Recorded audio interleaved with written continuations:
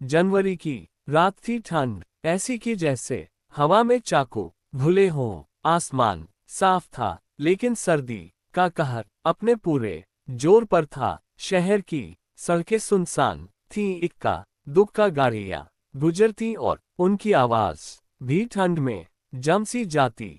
Footpath के किनारे एक पुराने पेड़ के नीचे फटे हुए बोरे पर बैठा था रामू, एक गरीब मजदूर। रामू ने अपने पतले से शरीर पर सिर्फ एक मैली कुचली शर्ट और फटा हुआ स्वेटर डाल रखा था। दांत आपस में टकरा रहे थे। वह अपने हाथों को रगड़ते हुए बार बार आसमान की तरफ देखता, जैसे भगवान से पूछ रहा हो, इतनी ठंड क्यों। उसके पास न घर था न बिस्तर, बस एक सपना था, एक गर्म रजाई। ठंड से बचने के लिए रामू आंखें बंद करता है, उससे अपना गांव याद आता है। माँ जो सर्दियों में पुरानी लेकिन साफ रजाई उड़ाकर कहती थी, गरीब है बेटा, लेकिन ठंड से लड़ना आना चाहिए। माँ अब इस दुनिया में नहीं थी, लेकिन उसकी दी हुई गर्माहट आज भी रामू के दिल में थी।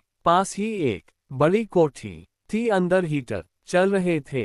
लोग मोटी रजाइयों में सो रहे थे। खिड़की से झांकती पीली रोशनी रामू की आंखों में चुभती थी। वह बुदबुदाया, भगवान एक पुरानी रजाई ही दे देता। रामू उठकर पास के कूड़ेदान की तरफ जाता है, शायद कोई पुराना कपड़ा मिल जाए। हाथ कांप रहे थे, लेकिन उम्मीद अब भी जिंदा थी। उसे एक फटा हुआ कंबल मिला, गीला बदबूदार, लेकिन फिर भी कुछ तो था। वह उसे निचोड़ता है, झाड़ता है और अपने ऊपर डाल लेता है। कंबल से थोड़ी राहत मिली, लेकिन भूख ने पेट में आग लगा दी। दिन भर उसने सिर्फ सूखी रोटी खाई थी। ठंड और भूख दोनों मिलकर गरीब को मारते हैं। रामू जमीन पर लेटता है, आंखें बंद करता है और खुद से कहता है, सुबह तक बस काट ले।